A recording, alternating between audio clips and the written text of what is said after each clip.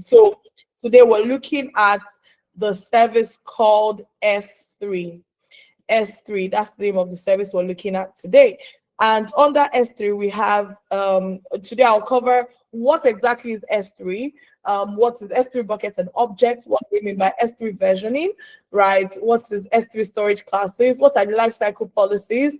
We'll look at S3 security as well, and then we'll look at industry case study. Industry case studies are going to be infused as I go along, and I'll talk about examples as I look into S3. So let's get started.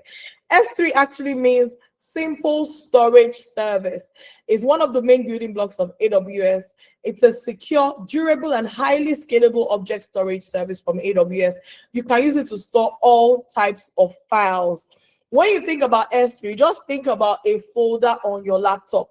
When you have your laptop, there's no limit to what kind of files you can store. The only question is whether your laptop has the application to open that file. You can store a PDF, you can store JPEG, which is pictures, you can store movie files, which is MP4, you can store JSON document files, you can store all sorts of MP3 music files. You can store them on the folder on your laptop. So S3 is very similar to a folder on your laptop, which you can use to store all kinds of files. The symbol that I use to describe S3, you can see on the screen, this red bucket, right, is used to describe S3. So you can easily, you can store all kinds of files. When we say S3, it means simple storage service, and it's one of the oldest services of AWS, one of the main building blocks. So it's majorly used to store things. It's used to store what we call objects. Objects is what we refer to as files, right? So that's what S3 is. Anytime you think of S3, just think of storage. Just think of storage and think of a folder on your laptop. One case study is Pinterest, right? Some of you have Pinterest accounts. Pinterest actually uses S3 to store and save billions of images to its users. So S3 actually helps Pinterest to store it. So again, Pinterest being an online platform that people use to, you can use it to check different styles. Maybe you want to store an outfit, you go to Pinterest and say, okay, Ankara outfit, Ashwebi outfit, all those things. Or, how do I pair this suit? What colors can go with tan? So basically it's an online catalog for different images, right? So instead of Pinterest to go ahead and start creating buying their own storage servers and all of that, they don't need that. What they've decided to do is to run on AWS. So they store all their images, billions of images, store it on AWS using S3. And then, or anytime you see an image from Pinterest, just know that that image is stored in an S3 bucket, which is so beautiful to know. So S3 actually helps Pinterest to store and deliver images at scale, and it's also integrated with other AWS services like what we call CloudFront, like what we another service called Elastic Transcoder, right? Those are some other AWS services. And then Spotify as well, which I talked about earlier, actually uses S3. That's the particular service it uses to store and send its music streaming service to millions of users across the world. S3 helps Spotify to store and process vast amounts of data and also deliver it at scale. So it is practical. This is what everyday applications actually use the services that we're talking about. So cloud is practical. Like, it is something that you use every day, whether you're aware of it or not. Everybody uses cloud every day in one form or shape. But these are just examples that brings to life exactly what we're talking about. So we have what we call S3 buckets, and we also have what we call S3 objects. Excuse me. So an S3 bucket is the basic unit of storage in S3. So if you want to store anything in S3, the minimum you have to have is what we call an S3 bucket, which is actually the folder. And then an object is a file that is stored in an S3 bucket. So if you look at the image on the right, you can see object. Object is synonymous to files, and then bucket is synonymous to a folder. So if you want to use S3 as a service, the minimum, the basic unit of storage is actually for you to create an S3 bucket. And then you guys are going to do it today. You actually create an S3 bucket, and then you will store some files in it, which is so beautiful. So you can see the image. So you have objects going into a bucket, and then you have S3 buckets with objects in that image. So a bucket is a container or a directory or a folder where objects, which is your files, can be accessed and stored. Okay. So S3 buckets it's created through the AWS Management Console or AWS CLI, the command line interface. So when we say Management Console, again, when you create your AWS account, some of you already have AWS account, some of you have created, some of you are going to create in class, right? Once you access your AWS account and you see an interface, that's what we mean by you see a graphical user interface, GUI. You can click this button, you can see the regions and all of that. That's what we mean by AWS Management Console. What comes up when you log into your AWS account? So you can go into your AWS account and create an S3 bucket there, or you can use the command line interface. The command line interface is where you interact with AWS using lines of code. And in some use cases, you have to do that, but we're not doing that today.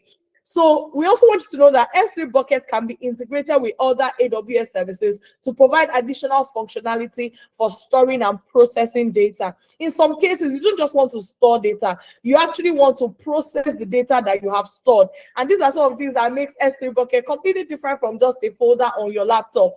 So you can actually look at patterns in your buckets and your objects. There's so many things that you can do, which I'll talk about briefly. So again, look at this image on your right. You can see different file types going into your S3 bucket. So when you're choosing a name for your S3 bucket, there are some things that I want you to have in mind. So an example, you have to make sure that your bucket name is unique globally, right? It has to be unique globally because, so somebody else, if somebody else has created Hello Bucket, right, or My First Bucket in Australia, in some part of the world, you in Nigeria or anywhere else, you cannot use that exact name. So when you're creating your S3 bucket in class today, your facilitators will guide you to use a name that is unique, because if you use exactly a name that somebody else has created, your bucket will not get created. And what part of the reasons for this is because sometimes we do what we call static website hosting using Amazon S3, and that's what you guys are going to practicalize today. So that if you're using your S3 bucket to do static web hosting or to host a website, that means that your bucket will generate a URL, right? A link that people can use to access your website. So as you know, no two websites can have exactly the same domain name. So thinking about that, your S3 bucket has to be unique globally. So it's an important thing to note. Then when you're creating the name for S3 bucket, it should be uppercase letters. That's just the way S3 buckets work, right? You don't use underscore when you're creating your bucket name, and also the text has to be within 3 to 63 characters long, which is reasonable. And then also you don't use an IP. An IP is a particular number that used to represent computer devices. You talk about we'll do it when you come into the main program, right, where we where we teach you how you connect computers under networking. And then your name for an S3 bucket always has to start with a lowercase letter or a number. So those are some guidelines when you are creating your S3 bucket, which again you apply today. So your S3 objects now, which is the file within your bucket, it usually consists of the following. So there's usually a key, that's the name that you assign to the object. There's usually the value, that's the contents that you're storing, right? There's usually the version ID, if versioning is enabled, and I'll talk about versioning shortly. And then there's also what we call metadata, a set of name value pairs which you can store information regarding the object. So let's say, for example, you want to store a music file, right? So the content you're storing is actually the details of the music. So you can decide that you want to add some metadata to that music file. For example, the artist who sang the song. So you can say the artist is so person, the date the song was produced. You can add it, you can add other information. So metadata is information about the object that you're storing. So you can store an object, kind of upload a file to your S3 bucket now and decide that I want to add other details, the date the file was created, the purpose of the file. So name value pairs. Date was created, you put the date there, purpose of the file, you can put it there, whatever different information, the last time it was edited, you can put it there. So you can add other details to that particular file. Again, these are things that now begins to differentiate your AWS, storing your data on the cloud, in this case using an AWS service, or just storing it on your laptop. So there's a lot that you can begin to do when you store your your data in S3. There's a concept called S3 versioning, right? And versioning is what enables users to keep versions of objects in the same S3 bucket. And this applies to all file types. So versioning is a very powerful tool in the world of cloud computing, and particularly, S3 buckets, in AWS. So with versioning enabled, anytime an object is uploaded to an S3 bucket, a version of that object is created instead of overwriting the existing object. And I'll give you an example. So versioning helps to provide an additional layer of data protection, and it also prevents accidental deletes. It is enabled on a bucket level. So look at this scenario now. Let's say you have a document that you've uploaded to your S3 bucket. I'm giving this example for many years. Let's say you have a file that is uploaded to your S3 bucket, and the file simply is a text file, info.txt. A text file is like a document file, Microsoft Word, or Google Doc. So you have the file, and the content of the file says I am a girl. So that's the file. And you go ahead and upload this file into an S3 bucket. Now, if you have enabled versioning on that bucket, what happens is that if you go ahead and edit that file on your laptop and say, I'm changing that file to I am a girl living in London, bear in mind, it's still the same file, but now you've changed the content. You've added something to the content. So the file on your laptop is now different from the file that has been uploaded. If you now decide that, I want to upload this new file that I've created, what happens is that if you have enabled versioning, your file is going to be stored as another file as opposed to overriding the initial file, because they have exactly the same name. So the file remains info.txt, but you've changed the content. And by the time you upload the new file into your S3 bucket in your cloud environment, it's going to be stored as a new file, as a second file. And if you go ahead and edit that file again on your laptop, right, you're editing it the third time and you upload it again, a third file is saved on your laptop. So this is what we mean by when you enable versioning, right? Every time an object is uploaded to an S3 bucket, a new version of that object is created instead of overriding the existing object. So it provides an additional layer of data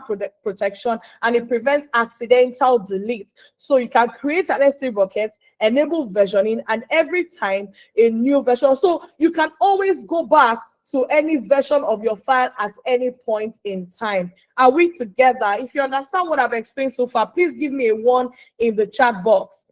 Yeah, do the name of the version file remain the same? Yes, they remain the same. And that's the reason why it can know that, okay, fine. If you decide to rename the file, we're not talking about versioning anymore. We're talking about 2 separate files completely. But as long as you retain the name of the file, that's how we know that, okay, this is actually the same file, but it has been edited and it stores another copy of that file. Are we still together? If you understand what I've explained so far, please give me a 1 in the chat box. If you're completely lost, you don't understand what I'm talking about, please give me a 2. If you're somewhere in between, give me a 1.5 in the chat box. Are we together? All right. I can see some ones, but we're over 20 on the call. Thank you, Sylvester. Thank you, Tommy Singh. Are we together? Are we together? Don't tell me it's only 2 people on the call. Okay, Umbwa, good. Thank you. More, thank you. Well done. All right. So, yeah. Please keep the responses coming, even though I'm going ahead with my lecture. Keep the responses coming. So another thing about versioning for you to know is that if you delete a file when you have enabled versioning on your buckets, right, what happens is that a delete marker is placed on that file, and that delete marker can be removed anytime. So this is what makes versioning so powerful, because you cannot mistakenly delete a file that has versioning enabled. What would happen is that file, once you say delete, once you say delete to the file, what happens is that a delete marker is actually placed on that file. A delete marker is placed on that file. And once a delete marker is placed on that file, the file actually does not get deleted. What happens is that the file remains, but it has a delete marker that, okay, somebody has indicated that they want to delete this file. That delete marker can be removed anytime. So you cannot mistakenly delete something when versioning has been enabled. So it's a very powerful security feature. It's a very, very powerful security feature when you are using versioning. So also, another very important thing for you to note is that, so it helps you to prevent accidental deletes. Very, very important. And then another important thing for you to know about the world of Amazon S3 is that we have what we call S3 storage classes. So we have S3 storage classes. Again, these are things that just begins to now differentiate, you know, S3 from just storing things in your having a folder on your laptop and then deciding to store information on it. So Amazon S3 provides a range of storage classes, each designed to meet different performance, durability, availability, and cost requirements. So what happens is that even if you, as much as we're saying that we have an S3 folder, let me look at, sorry, one second, I can see you on the chat. Okay, some people, oh, okay, someone says a 2. Somebody says a 3. What does 3 mean? Someone says I'm somewhere in between. Okay, I'm somewhere, just follow me and then we'll take questions at the end. At the end of the lecture, if you still don't understand it, I'll go over some of the concepts based on the questions that you have, okay? But give yourself grace. Some of you are just hearing all those things for the very first time, so give yourself grace. But I'll take specific questions at the end, but just try and follow along. All I'm describing, anytime you think of S3, just think of it as a folder on your laptop. That's what S3 is. That's what an S3 bucket is. And then within a folder on your laptop, you would have, you know, what we call, you will have files, right? Everybody, I mean, if you decide to organize your laptop, you will have different folders on your laptop. A folder called documents, a folder called you know, videos, a folder called pictures, and then you organize it and then you put files inside that folder. That's what I'm describing here. So you have a folder called S3 buckets and you have files that are called S3 objects. But because we're leveraging the power of the cloud and some of the advantages that the cloud offers, there's so much more things that you can do, even with this as simple as it is. We'll have folder and you know, files inside the folder. As simple as that is, there are now so many features that you can now begin to leverage, right? Because we're talking about cloud computing, AWS. So you can have, you know, you can have what we call versioning enabled, like I said. So, and anytime you have versioning enabled, you know, you can, is a security, is a feature that ensures that you can go back to a previous version of an object anytime you want to go back to it. And it also helps prevent accidental delete. And then secondly, we also have what we call S3 storage classes. So what we mean by storage classes is that Amazon has now decided that, you know what, let's not just make S3 buckets a standard, let's not just do standard S3 bucket and have a particular pricing for that standard S3 bucket. Why don't we divide into different categories, right? That's what we mean by storage classes. There are different categories of S3 buckets that you can actually create, you know, so you can choose based on exactly what you need. So in some cases, for example, you may want to create a bucket and store files inside, but all the files you stored inside, you're not going to need it. You just want to store it for the sake of, you know, let me just archive these files. I'm not going to use these files every day. So if you have files that you don't need every day, why don't we offer, so the you know, AWS is like, why don't we offer people that they don't need to access their files all the time? So it's just to all you're doing is keeping your files in a folder, and then you're keeping it somewhere, and then maybe 1 year after you want to access that file. Meanwhile, somebody else also wants to create a folder, someone else wants to create an S3 bucket, and then they need to access the file every single day. So what AWS has said is that let's divide this S3 into different categories. For people that don't need to access their files all the time, we can give them a cheap storage option. Because the idea of coming to access your file every day, that's actually one of the things that would increase your expense as they are leveraging, you know, the storage on the cloud.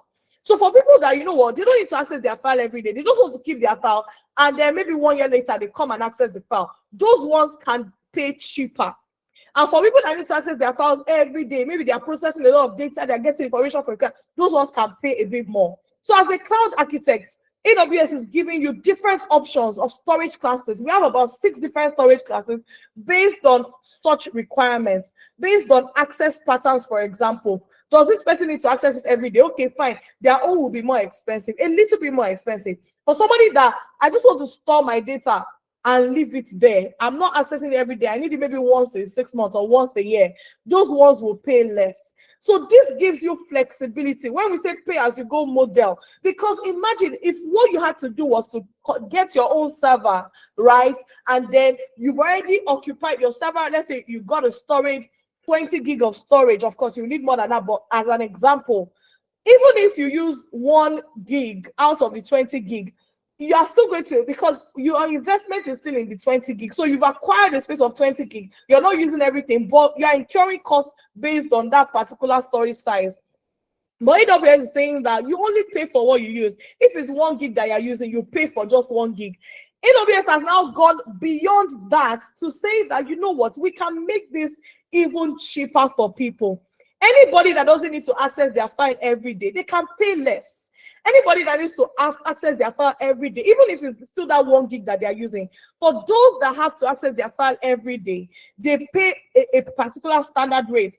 But for people who don't need to access their file every day, that is just stock the 1 gig, and then once a year they need that 1 gig file, so they need to access it. Those ones, they can actually pay significantly less. So that's how AWS came up with different storage classes based on different scenarios, different access patterns, and many other features, you know, that we won't, I mean, I'll just give you highlights into it. So these are the various storage classes, right? About 7 of them actually. So we have what we call S3 standard. We have S3 intelligent terrain. We have standard infrequently access. We have S3 one zone infrequently access. You know, these two are similar. S3 standard is the standard bucket that, you know, is your default pricing, but every other storage class gives you the opportunity to pay less than what you will pay with standard.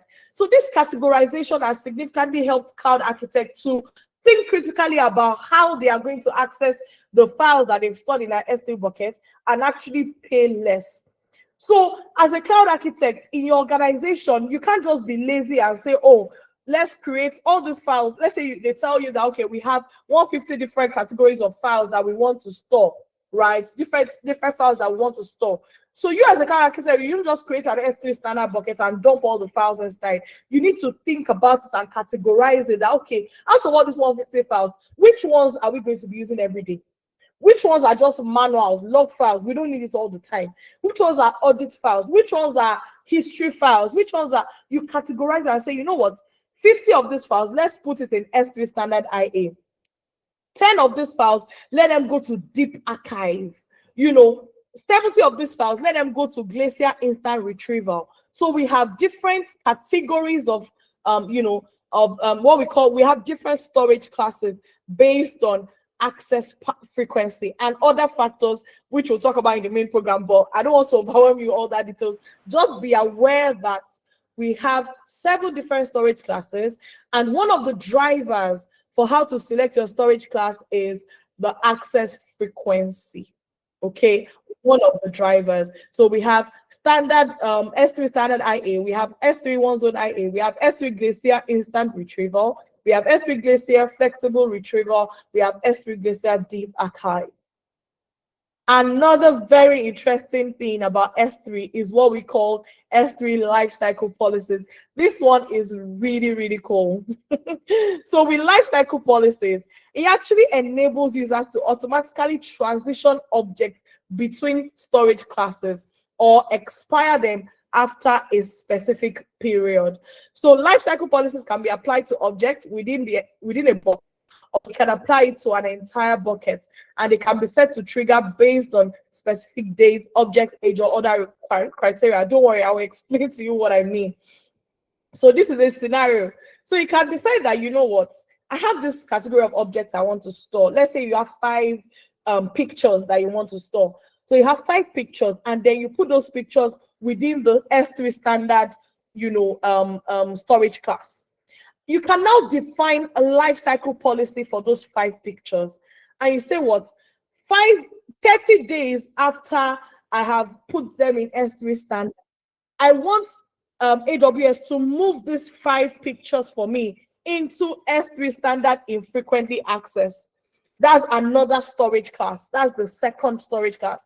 So you can say that after 30 days, move it into a different storage class. I can say, you know what? After 60 days after I've created it, I want AWS to move all those 5 pictures into S3 Glacier.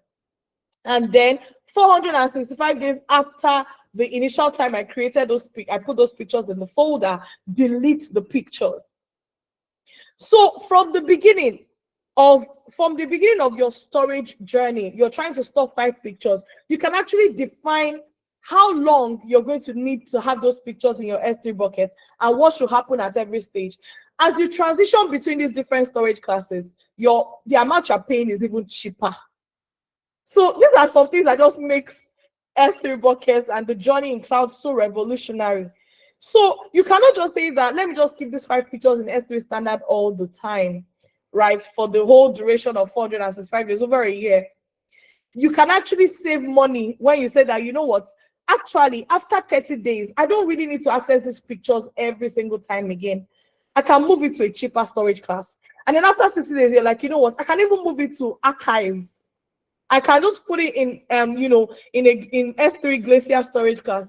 That way, I'm going to pay less for storing these pictures. And then after a while, I'm not going to need the pictures after a year. You can define that, okay, this picture should be deleted. So when we talk about S3 lifecycle policy, you're defining upfront. It enables users to automatically transition objects between different storage classes or expire them. That means delete them after a specific period.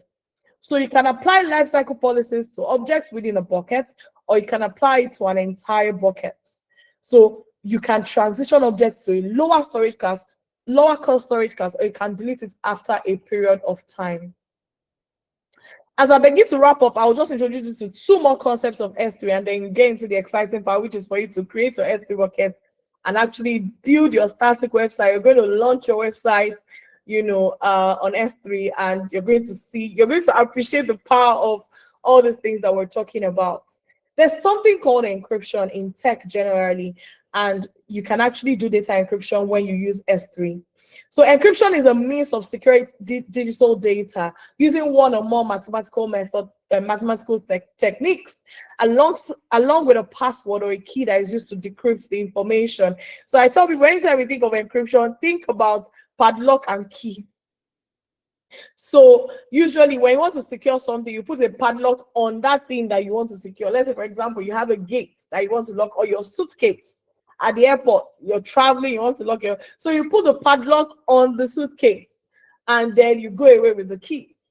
So that's how information is encrypted in tech. So what you do is that the information that you want to encrypt, you put an encryption on it, and then you have to have a decryption key.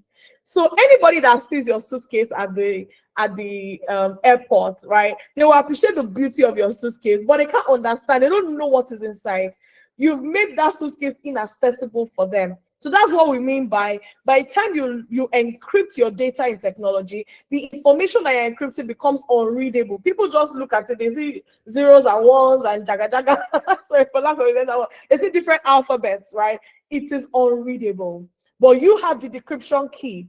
So anytime you use your decryption key to decrypt that information, it becomes readable for you. So in S3, this is a possibility. So let's say, for example, many people are sharing the S3 bucket, or many people are sharing access to S3, and you don't want somebody else who has access to S3 to actually access your own bucket. You can encrypt the bucket, and then you have your decryption key. You have your key with you. So it's only with the key that you can actually decrypt that information, and then you can understand it. If you give somebody else that key, they can decrypt it as well. Just again, the example of a suitcase.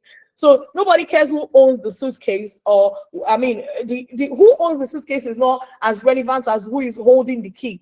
So you have a suitcase, the padlock is on it. Anybody that has the key can decrypt it. So you have to be very careful when you're encrypting data in technology, that you're not just, you have a secure place where you're keeping your key, so that anybody that picks up that key can decrypt your information. So that's what encryption basically is. So you can encrypt while in transit, that is, as you move information to and from your S3 bucket, and you can encrypt at rest, right? While your information is stored in an S3 bucket, you can actually encrypt it and go away with your encryption key.